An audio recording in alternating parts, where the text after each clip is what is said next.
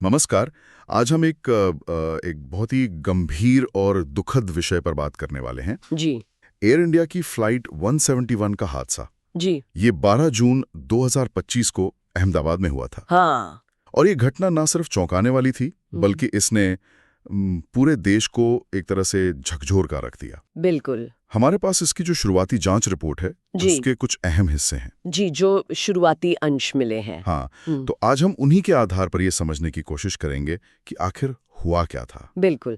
हमारा मकसद यही है कि इन शुरुआती जानकारियों से घटना की कड़ियों को थोड़ा जोड़ें। हाँ। देखें कि भाई टेक ऑफ के फौरन बाद क्या हुआ, जांच की पहली नजर में क्या चीजें सामने आ रही हैं, क्या पता चल रहा है। हाँ। इस हादसे का असर कितना गहरा रहा, कितना फैला, और सबसे जरूरी वो कौन से बड़े सवाल हैं जिनके जवाब अभी मिलने बाकी हैं। सही बात है। ये सिर्फ तथ्यों को दोहराना नहीं है, बल्कि उनके पीछे क्या है, क्या अनसुलझा है, उसे टटोलना है। हाँ, क्योंकि ये सिर्फ एक विमान दुर्घटना की खबर नहीं है, ये तो भारत के सबसे भयानक विमानन हादसों में से एक बन गया है। हाँ, हाल के वर्षों में सबसे गंभीर। इसने न सिर्फ सैकड़ों जानें ली, बल्कि हमारी विमानन सुरक्षा, नियम, हमारी तैयारी, इन सब पर बहुत गंभीर सवाल खड़े कर दिए। बिल्कुल। तो चलिए इन्हीं जांच अंशों के आधार पर इसका एक गहराई से विश्लेषण करते हैं। जी, शुरू करते हैं। तो सबसे पहले बुनियादी जानकारी, घटना का ब्यौरा क्या है। हाँ, 12 जून 2025 दिन का वक्त था। एयर इंडिया का एक विमान बोइंग 787 ड्रीमलाइनर, बिल्कुल नया कह सकते हैं। हाँ, ये ड्रीमलाइनर था। फ्लाइट नंबर AI 171 अहमदाबाद के सरदार वल्लभ भाई पटेल एयरपोर्ट से लंदन गैटविक जा रहा था या जाने वाला था। हाँ, तैयारी थी, सब कुछ सामान्य लग रहा था उस वक्त। लेकिन ये जो सामान्य स्थिति थी, यह ज्यादा देर रही नहीं। नहीं, बिल्कुल नहीं। विमान ने जैसे ही रनवे से उड़ान भरी, उसके कुछ ही सेकंड के अंदर शायद, हाँ, चंद सेकंड, वो एयरपोर्ट के बहुत पास ही अहमदाबाद का जो मेघाणी नगर इलाका है, वहां क्रैश हो गया। और वो कोई खाली जगह नहीं थी। नहीं, खाली जगह बिल्कुल नहीं थी।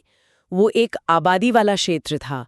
विमान सीधे बीजे मेडिकल कॉलेज से जुड़ा हुआ एक हॉस्टल है, उसकी इमारत पर और आसपास की कुछ और इमारतों पर जा गिरा। ओह। टक्कर इतनी जबरदस्त थी कि विमान के टुकड़े हो गए और जाहिर है आग फैल गई चारों तरफ। और जो आंकड़े हैं वो तो दिल दहला देते हैं। विमान में कुल 242 लोग। हाँ, 242। 230 यात्री और 12 क्रू मेंबर। जी। और ये सोचना भी मुश्किल है कि इन 242 लोगों में से सिर्फ एक व्यक्ति ही जीवित बच पाया। सिर्फ एक। ये अपने आप में बताता है कि हादसा कितना भयानक था। बचने की कोई गुंजाइश ही नहीं थी शायद। बिल्कुल। और जैसा आपने बताया कि वो रिहायशी इलाके में गिरा था। हाँ। तो ये त्रासदी सिर्फ विमान में जो लोग थे उन तक ही सीमित नहीं रही। अच्छा, जमीन पर भी। हाँ, जमीन पर उन इमारतों में जो लोग थे उनमें से भी कई लोग इस हादसे का शिकार हुए। कुछ की जानें चली गईं, कई गंभीर रूप से घायल हुए। तो इसने इस दुर्घटना को और भी विनाशकारी बना दिया। ये सिर्फ एक विमान हादसा नहीं था, ये एक ऐसी आपदा थी जिसने हवा और जमीन दोनों जगह तबाही मचाई। बहुत सारे परिवार तबाह हो गए। इस पूरी तबाही को देखते हुए जाहिर है सबसे पहला और सबसे बड़ा सवाल यही है कि भाई हुआ क्यों। हाँ, क्यों? एक बिल्कुल नया आधुनिक विमान टेक ऑफ के चंद सेकंड में कैसे गिर गया। शुरुआती जांच क्या कह रही है इस बारे में? यहीं पर मामला थोड़ा पेचीदा हो जाता है ना। हाँ, यहीं पर जांच का पूरा फोकस है। भारत की जो विमान दुर्घटना जांच एजेंसी है AIIB, aircraft accident investigation bureau, हाँ, जो ऐसे हादसों की स्वतंत्र जांच करती है, उसने अपनी शुरुआती रिपोर्ट में एक बहुत ही चौंकाने वाली और तकनीकी रूप से बहुत महत्वपूर्ण बात कही है। क्या? रिपोर्ट कहती है कि टेक ऑफ के तुरंत बाद विमान के दोनों इंजनों को जो ईंधन मिलता है, फ्यूल सप्लाई, हाँ, वो लगभग एक ही समय पर बंद हो गई। दोनों इंजनों की एक साथ? ये तो बहुत ही अजीब है। बहुत अजीब। विमान तो इसी तरह डिजाइन होते हैं कि अगर एक इंजन बंद हो जाए तो दूसरा चलता रहे। आप बिल्कुल सही कह रहे हैं। यही बात इस मामले को इतना खास और चिंताजनक बनाती है। आमतौर पर विमानों में, खासकर इतने नए विमानों में, कई तरह के सेफ्टी सिस्टम होते हैं, रिडंडेंसी होती है। हाँ, बैकअप होते हैं। बिल्कुल, उनका मकसद ही यही है कि दोनों इंजन एक साथ इस तरह से फ्यूल खो दें।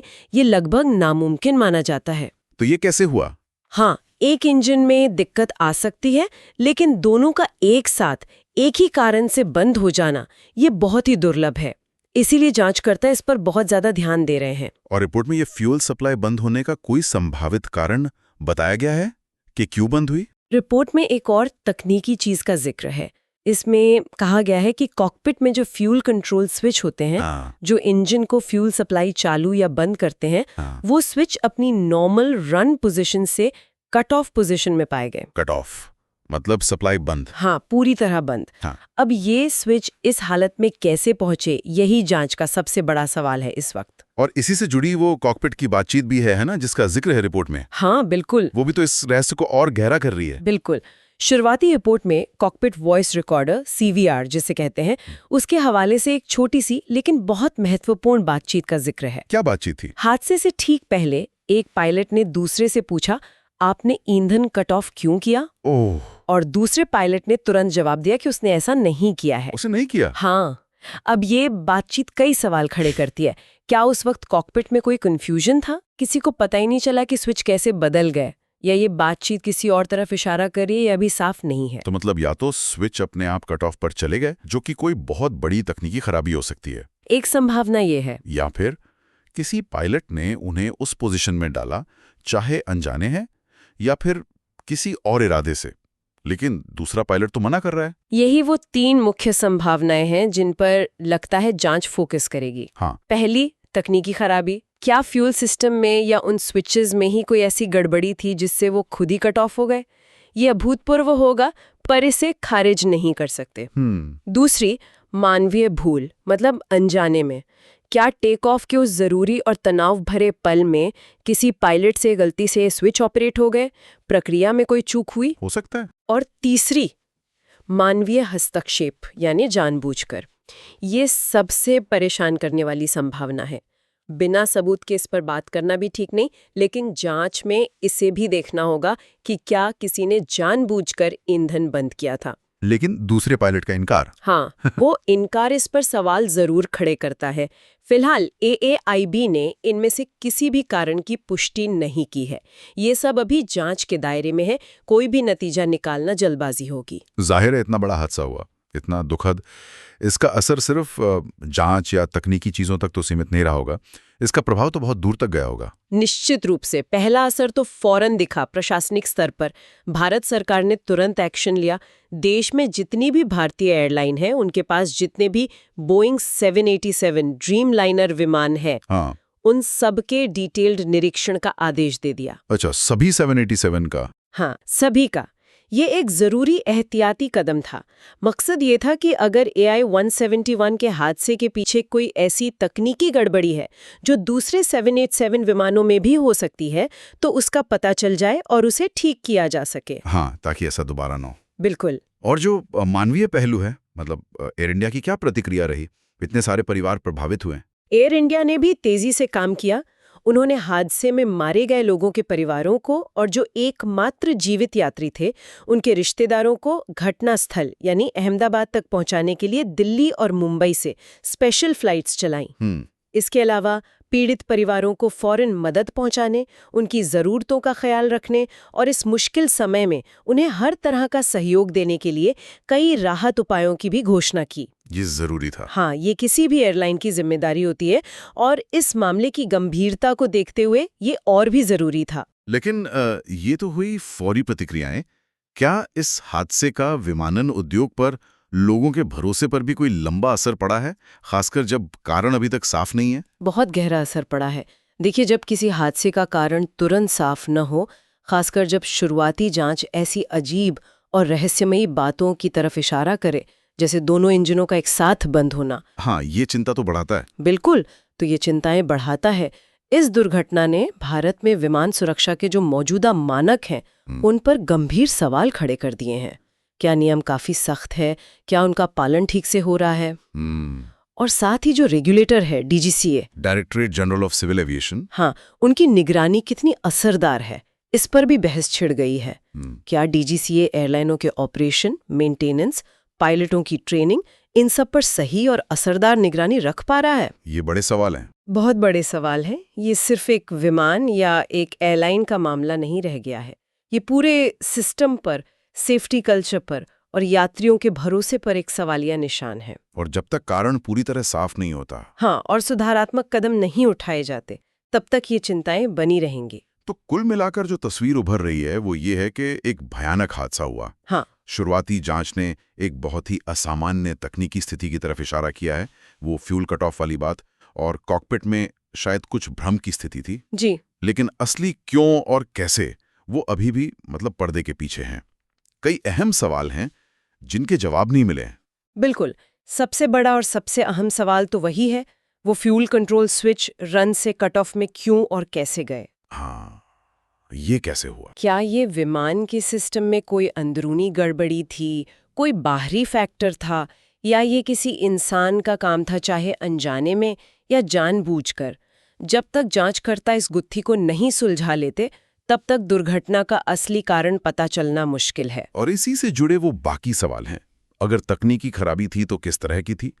क्या ये 787 के डिजाइन या मैन्युफैक्चरिंग से जुड़ी कोई बात है जो पहले पता नहीं थी? अगर मानवीय भूल थी तो क्यों हुई? क्या पायलट पर कोई दबाव था, ट्रेनिंग में कमी थी, थकान? ये सब पहलू देखने होंगे। और अगर, खैर ये सोचना भी ठीक नहीं, पर अगर ये जानबूझकर किया गया था तो उसका मकसद क्या था, किसने किया? ये सभी पहलू जांच के लिए खुले हैं। इन सभी सवालों के जवाब तो आप पूरी और डिटेल जांच रिपोर्ट आने के बाद ही मिलेंगे। AAIB की team flight data recorder FDR और कॉकपिट वॉइस रिकॉर्डर CVR दोनों का डेटा बारीकी से एनालाइज करेगी। हाँ, ब्लैक बॉक्स जिसे कहते हैं। हाँ, विमान के मलबे की जांच होगी, एयर ट्रैफिक कंट्रोल के रिकॉर्ड्स देखे जाएंगे, मौसम की जानकारी, विमान का मेंटेनेंस रिकॉर्ड, पायलटों का बैकग्राउंड, हर छोटी बड़ी चीज को देखा जाएगा। ये एक लंबी और जटिल प्रक्रिया होती है। और ये भी देखना होगा कि फाइनल रिपोर्ट में सिफारिशें क्या आती हैं। हाँ, ये बहुत महत्वपूर्ण होगा। जांच का मकसद सिर्फ कारण पता लगाना नहीं होता, बल्कि भविष्य में ऐसे हादसों को रोकने के लिए ठोस सुझाव देना भी होता है। सही बात है। ये सिफारिशें विमान के डिजाइन, ऑपरेशन के तरीके, पायलट ट्रेनिंग या फिर DGCA की निगरानी से जुड़ी हो सकती हैं।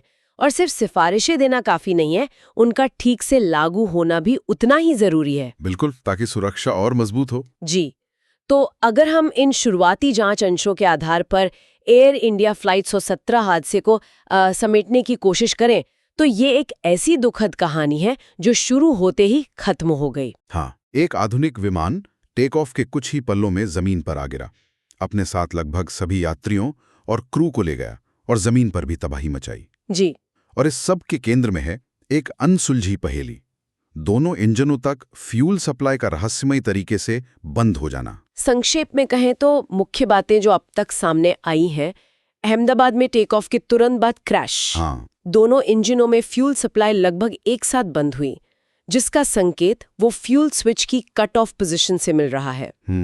कॉकपिट में कंफ्यूजन की स्थिति, जैसा कि उस रिपोर्ट की गई बातचीत से लगता है। हाँ, वो संवाद। और दुर्घटना का निश्चित कारण अभी तक पता नहीं चला है। इसने यकीनन भारत में विमान सुरक्षा के मानकों, एयरलाइंस की प्रक्रियाओं और DGCA जैसी रेगुलेटरी बॉडीज के कामकाज पर गंभीर सवाल खड़े किए हैं। हाँ, और इन सवालों के जवाब मिलने अभी बाकी हैं। बिल्कुल। और जाते जाते एक विचार जो मन में अटक सा रहा है, वो सीधे तौर पर उस कॉकपिट संवाद से जुड़ा है। आपने कट ऑफ क्यों किया? और जवाब, मैंने नहीं किया। जब महीनों या शायद सालों बाद फाइनल जांच रिपोर्ट आएगी, सारे तकनीकी आंकड़े सामने होंगे, तब ये छोटा सा मानवीय संवाद कितना वजन रखेगा? ये सोचने वाली बात है। क्या ये सिर्फ उन आखिरी पलों के गहरे भ्रम और बेबसी को दिखाता है, या ये किसी ऐसी अनकही कहानी की तरफ इशारा कर रहा है जिसे शायद हम अभी समझ ही नहीं पा रहे हैं? ये एक ऐसा सवाल है जिसका जवाब शायद हमें उस अंतिम रिपोर्ट में मिले या शायद कभी न मिले। हाँ, इस पर सोचना वाकई दिलचस्प है।